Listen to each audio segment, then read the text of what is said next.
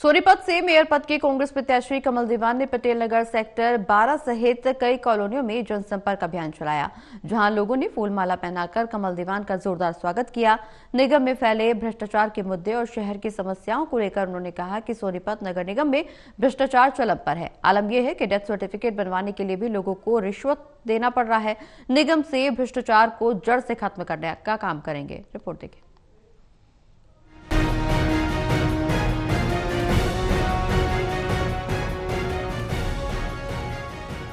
सोनीपत में मेयर उपचुनाव को लेकर चुनावी माहौल गरमाया हुआ है। सोनीपत में मौजूद समस्याएं टूटी सड़कें, प्रॉपर्टी आईडी, हाउस टैक्स और सीवरेज समस्या को लेकर जनता बेहाल है।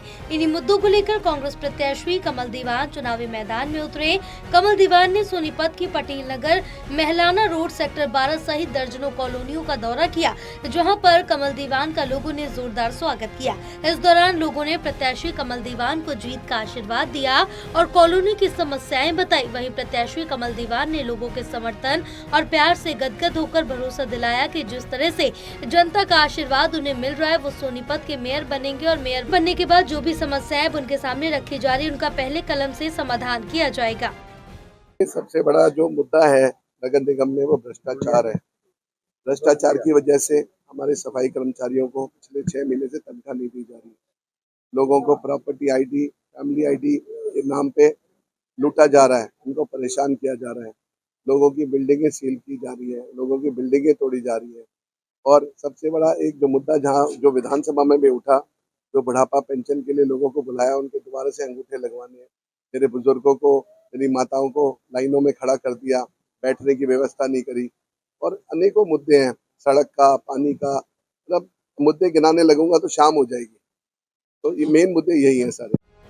वहीं कमल दीवान ने आगे कहा कि न केवल सोनीपत के विकास की ओर ध्यान दिया जाएगा, बल्कि बीजेपी के शासन में जो निगम में भ्रष्टाचार हुआ उस पर भी नकेल कसी जाएगी। उन्होंने बीजेपी प्रत्याशी राजीव जैन पर निशाना साधते हुए कहा, बीजेपी शासन में खजूर घोटाला और निगम में कई घोटाले हुए और निगम में भ्रष्टाचार इस कद्र फैला है कि लोगों को डेथ सर्टिफिकेट बनवाने के लिए भी रिश्वत देनी पड़ रही है।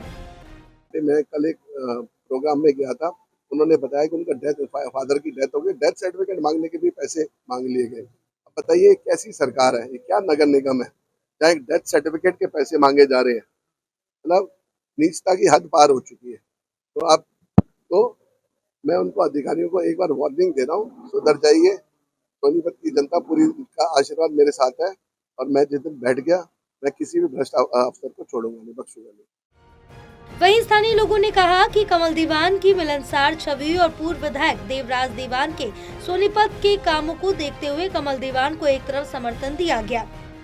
लोगों ने पूरा जन समर्थन दिया है। पूरे नौजवान, बड़े बुजुर्ग और सभी मातृशक्ति कमल दीवान जी के साथ है और पूरे आगाज के साथ कमल दीवान जी को 2 तारीख को भारी मतों से विजयी बनाएंगे। हम भारी बहुमत से जीतेंगे, भारी बहुमत। आशीर्वाद पूरा ऐसे दे रखे है सबने, सारी जनता ने। बहरहाल कमल दीवान का जन समर्थन दिनों दिन बढ़ रहा है और पिछले मेयर चुनाव में भी कांग्रेस पार्टी के प्रत्याशी को जनता ने अपना आशीर्वाद देकर मेयर बनाया था। कमल दीवान लगातार लोगों के बीच जनसेवा में जुटी हैं और यही वजह है कि दोनों दिन उनको लोगों का भरपूर आशीर्वाद मिल रहा है।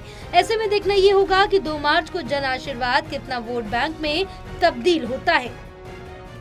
टोटल टीवी के लिए कविता शर्मा की रिपोर्ट।